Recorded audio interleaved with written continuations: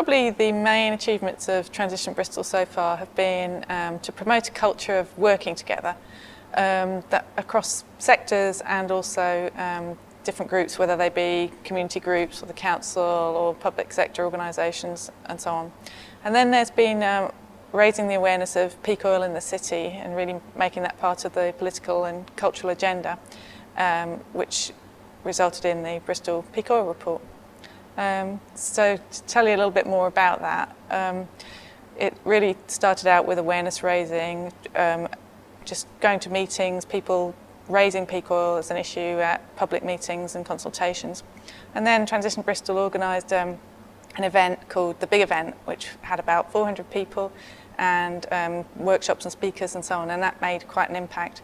And then we were lucky to have Daniel Lurch from Post Carbon Institute in town and arranged a meeting for him with senior council members, and he spoke to them about how peak oil might affect local authorities.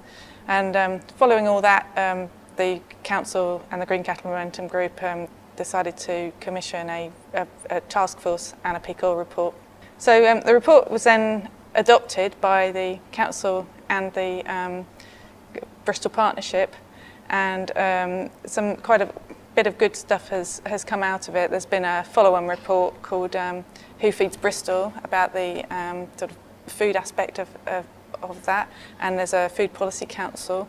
The council's also taking some measures about climate change and energy security and reducing their energy use.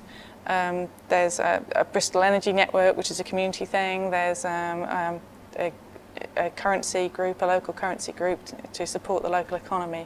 Quite a lot of other initiatives, but there's an awful lot of work still to do. You know, a report is a great thing to set out what the issue is and to think about some solutions and so on, but then there's a lot of work that needs to happen after that. It's the beginning, not the end. I think perhaps one of the issues with working in a city is there's so many people and ideas and areas of influence, and you just feel like, whoa, you know, what can we do here? How can we make any kind of an impact? But the flip side of that is that there are so many people and ideas and so on that you think, wow, you know, there's all this that we can draw on. There's all these talents and skills and so on. So I think, you know, that's what you've got to really concentrate on. So when Transition Bristol got going, I think what we had, which was important, was a real sort of big issue, like framework, big picture type framework. There's the issues of climate change and resource depletion and how that's going to affect things and how you make a city more resilient. And we were lucky though, because there's already so many groups in the city, you know, historically that have been working on green issues, and we were able to draw on that rather than try and recreate everything. So to begin with, what we did was set up neighbourhood groups. So a lot of people got interested in transition, and they thought, right, let's split into the various neighbourhood areas that we're in and then try and work together. And there were monthly meetings to try and organise and work across the city. But people found that didn't work. They weren't having fun. There was some burnout, just frustrations. And so we all decided, well, let's not do that. Let's just let neighbourhoods do what they want to do. Then we just held a space in the city at the city level for a newsletter to promote events and a website and so on, and then also just to try and influence policy. And so that's really what we've been doing. And what we try to do is bring groups together that might be working on single issues like transport or so on. So somebody might be working on cycling or pedestrians or in a particular area. Bring those people together and really try and think, right, how do we make the biggest impact with what all of us are doing? So where are the common ideas? What are we trying to achieve here, and how can we increase the efficacy of that? And that seems to be working quite well. We're doing quite a lot on transport and on food, and we've started doing it on the local economy as well. Then, I mean, it's a difficult place to work at the moment, just with the economic issues that are going on. There's cuts in funding, there's all sorts of challenges. There's a real pressure for economic development and road building and you know, bringing in multinationals and doing whatever it takes, sort of old style, to get the economy going. But at the same time, there's an openness to new ideas at this stage, and I think what we try and do is go to the council or whoever with ideas and solutions and positive ideas, and you find that you get a friendly ear, and that seems to work.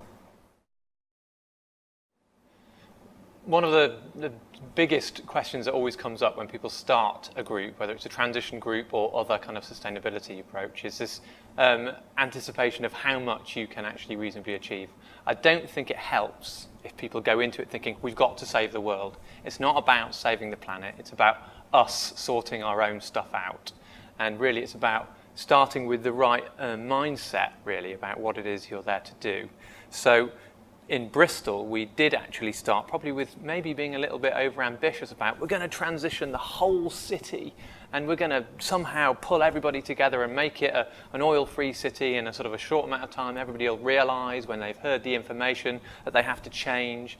And it's not about that. It's about we're all in this position together. The ideas are already out there a lot of the time. We have the sort of technologies, etc.